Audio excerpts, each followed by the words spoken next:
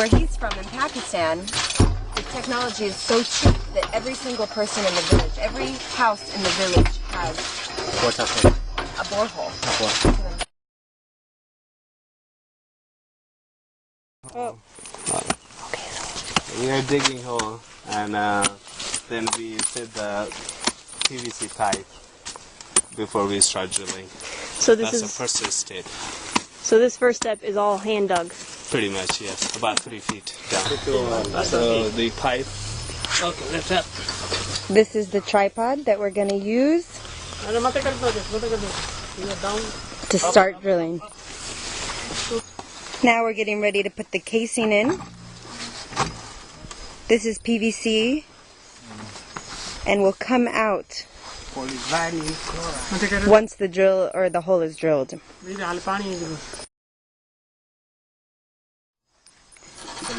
Here we go. Drop it. Yeah. Do it again. Same thing. Keep doing it. Yeah, keep doing it. So this rod, this metal rod that we put in here, you call it a drill? It's basically a manual drill? Up. So then you clean it out, put it back in. And Santos, this is done in areas mostly where you cannot get to by car. Yeah. Yeah. It's hard to get the big reach to some places, so this would be a simple technology too. You know, you give the... What are the benefits for this technology? It might be cheaper. It's Cheaper and everything is above the ground. You can repair it. One person can repair.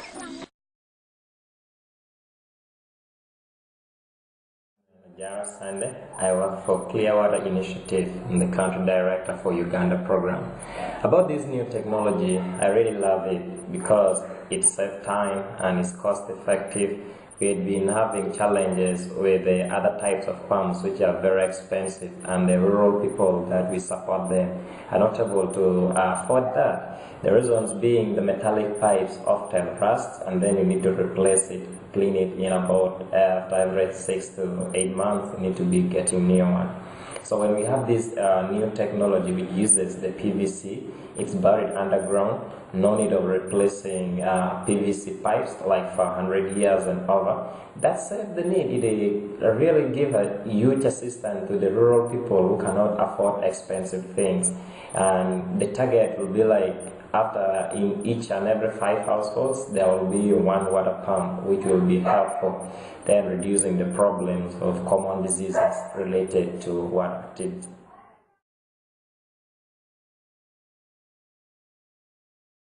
I am Kyla Mitchell, otherwise known as Team Kyla, working with Aid Africa here at Loyobo near Gulu, Uganda. An environmental science major, and this new technology from Pakistan is more sustainable, cleaner because it uses PVC instead of metal, which rusts and brings up sediment.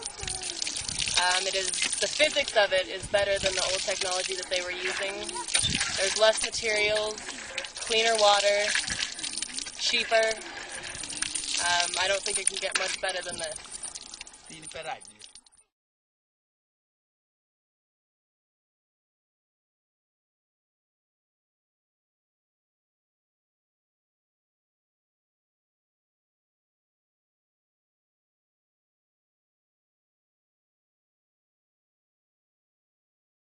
On behalf of Gulu District Local Government, I am extremely very happy with this new technology which has brought in. With my experience, I've moved across the country, I've not seen this. So I really appreciate this.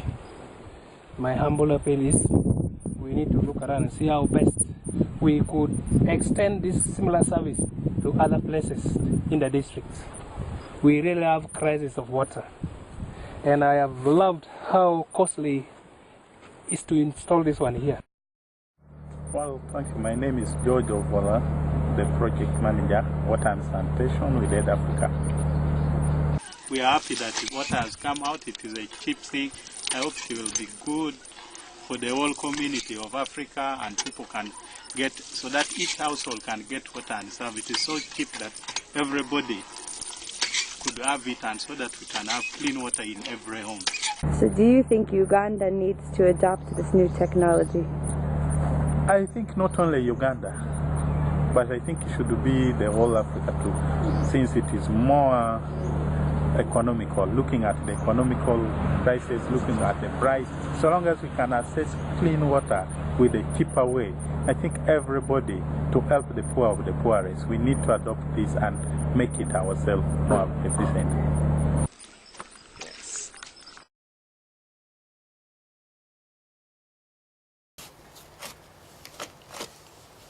We're in luck because the soil is perfect. Yeah, it is. Isn't that great soil?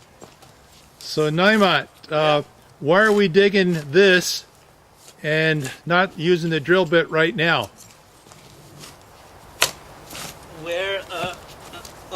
We want to have at least 3 feet deep because it will help to fit, because this tripod is not big enough and the pipe that we're going to use is just only 10 feet. So we want to make sure that, you know, we can easily put the drill bit inside the pipe, we can reach it.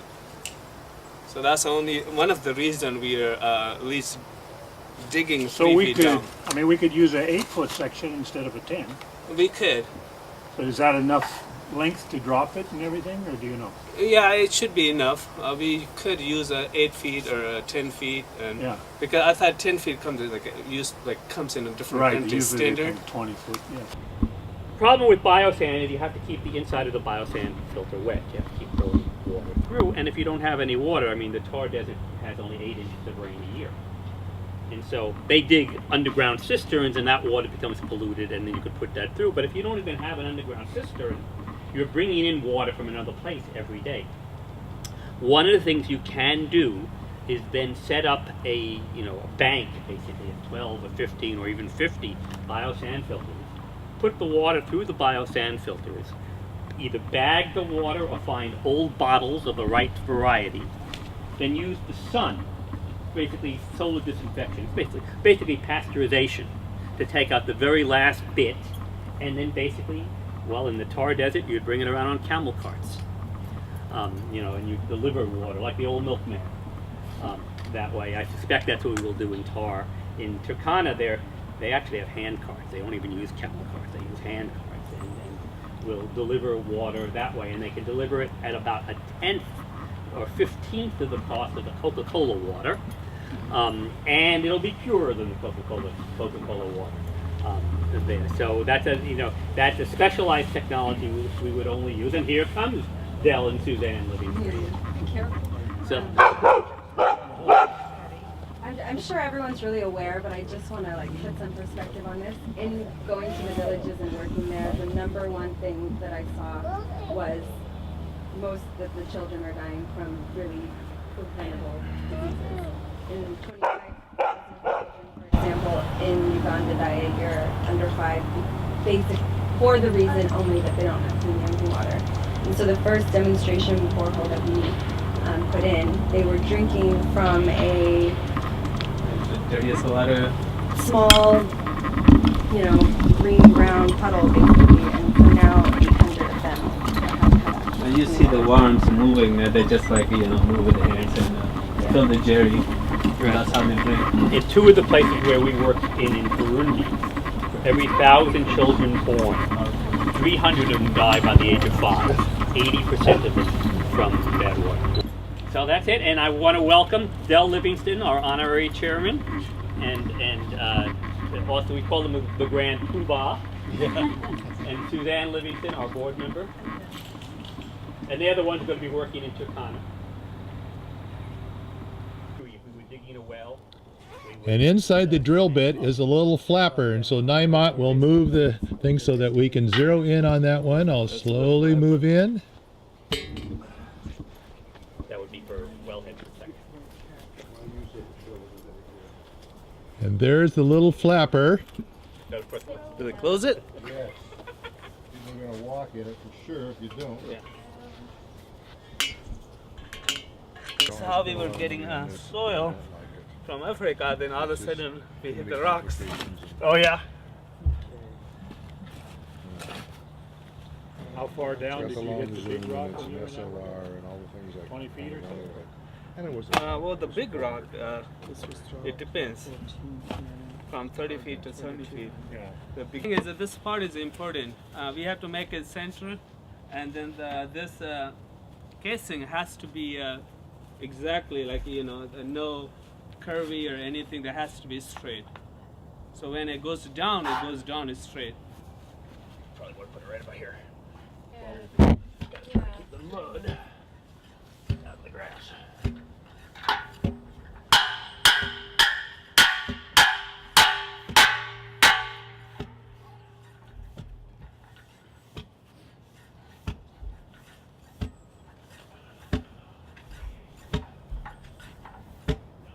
Okay, we can put the pipe. You want to take it?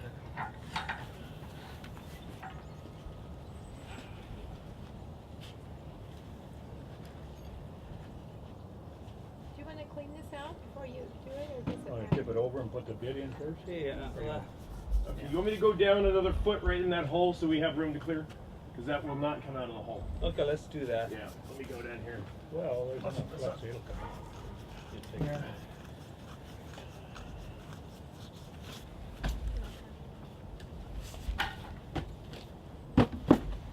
Guess what we hit? Cheese and dinka. Peanut butter. We don't have cheese. I'm joking. I'm joking. Just say we don't have cheese. We don't have cheese. Who am I looking at? No cheese. So welcome to everybody. And I wanted to start. Everybody will get to introduce each other. And you can always go inside for food if you're cold. But I think we should start with a prayer in either Noor or Dinka. Who wishes? Noor? Sarah. Sarah, please.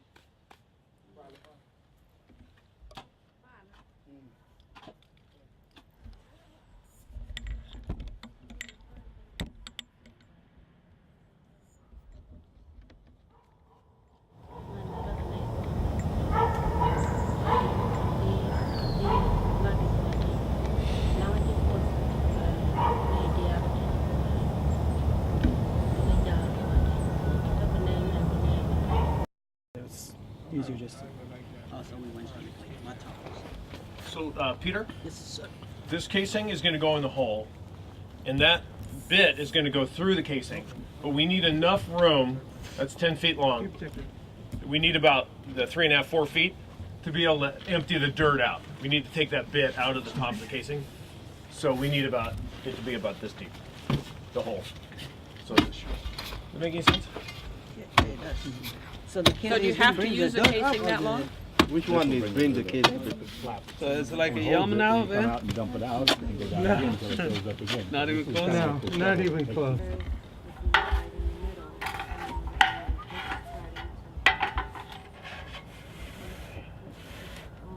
Okay, make a straight pipe. Okay, so we need a level. I've got a pocket. Freaking away, we're not going to find the level there. So let's All you have to do is keep the rope in the center of the pipe and it will be perfectly plumb because that's where the thing drops. Gravity will keep doing its job unless we do something really bad. Yeah, now it has to be plumb. dropping it down, I guess.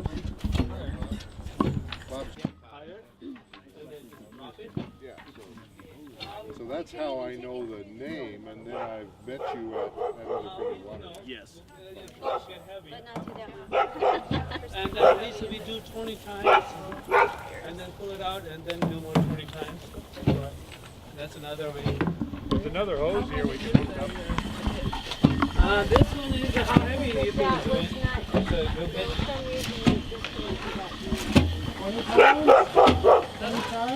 25, I would say.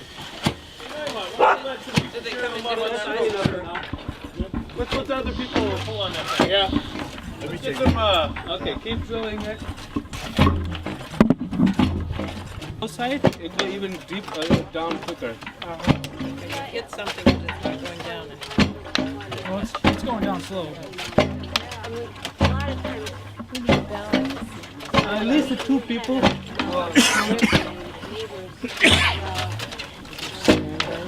Naimat, how do you know when it's full?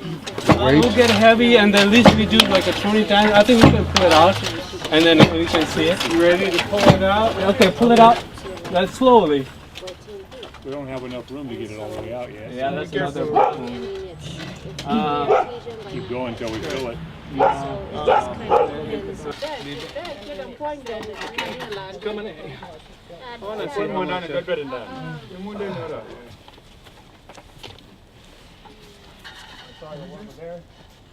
Leave the rope. More Leave the slack. rope. Give us some more slack. Rope. More rope. Slack. Let it go. What? Huh? You didn't even go 5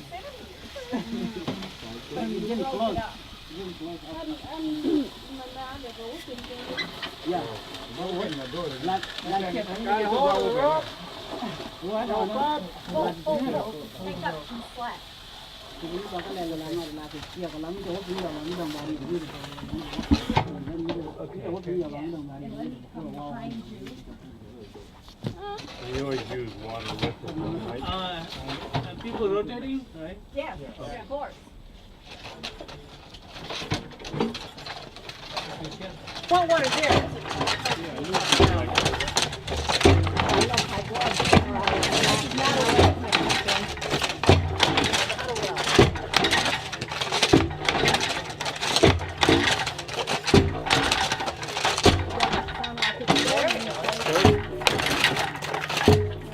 Right there, because it's got the down as far as it works. We got something.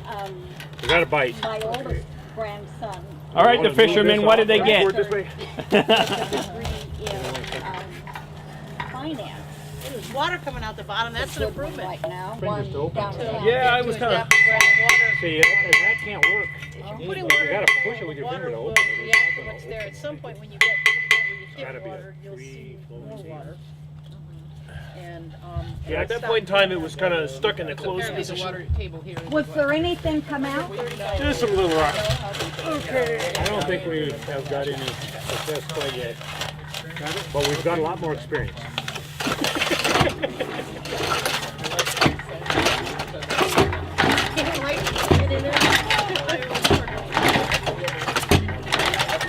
Well, you can drop it down multiple times, but you're still pushing stuff back. You still have, it's kind of like a whistle, you know.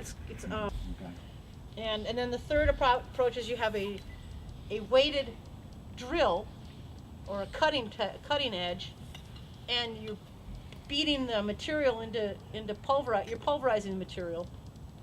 Pull that cutting edge out, and then you put a baler in behind it to lift the material. If the well is really shallow, you could actually, and you had if you had a water source, you could float the stuff out by running a treading tube down, a skinny tube down, and floating stuff out. But you can, 11 feet's really about the most you can do with that without having hydraulics behind it, some kind of a pump to push it. And even then, you'd probably have to have mud mixed into it, some kind of a high amount of dirt. How did you gonna take the gravel out? Because we have some gravels down there. Right yes, and right now we don't have a way to get it out. This one is not taking them out. That's right. That we've been using is called a baler, and a baler is any hollow tubing that goes into a hole and allows the material that you're pushing through to get pushed up one way into this hollow space and hold it so that you can pull it out and dump it out. You use water while you're doing it so that it'll pour out. You don't want it too compacted. We're using a baler here that has a flapper on it that's on a hinge. And the problem we've been having with the hinge is that there's enough sand and grit that's getting in the way. The hinge doesn't always move easily. And the other problem we have is that in order to make sure that the flap didn't open too far and get stuck, we've made the hole narrower and it's getting caught on rocks. So we're not able to get the rocks in here. Another approach would use a similar piece like this, only instead of being hollow, it would be full with cement, so it'd be very heavy, and on the end would be a cutting edge, either a star of welded metal, that's one way they do it, they just pounds it, or a traditional drill bit which has kind of a cone shape. And by using the weight of the cement behind it, you pound the ground and you pulverize the material in front of it, pull this out, and then put in a baler to lift that material out. whenever you're going to lift material, it has to be wet in the hole, because that's the only way you can keep it moving into the baler. So then when you lift it up, the water drains out, closing the bale, and the material's stuck behind the flapper or the bale. Did that help? Mm-hmm. And the front end is either like a Phillips screwdriver head. You've basically made a welded piece that fits on the top of on an end, and it beats it. And what naturally happens is when you pull it up, it twists a little bit. So every time it falls, it twists and falls and twists and pries. So just like if you use a rock bar to pound a hole for, it's the same process. You're just putting behind it. But what you want is as much weight behind it as possible, so that it does as much work as it can. So is it what we're going to try out now? We don't have one of those here to do. Boy, I'm not sure. You can get the gravel out, Yeah, right. but with none of the technology we'd have in Africa. Let's put it that way. With piped water, you can float the gravel out, but you don't have that. We don't have water pressure.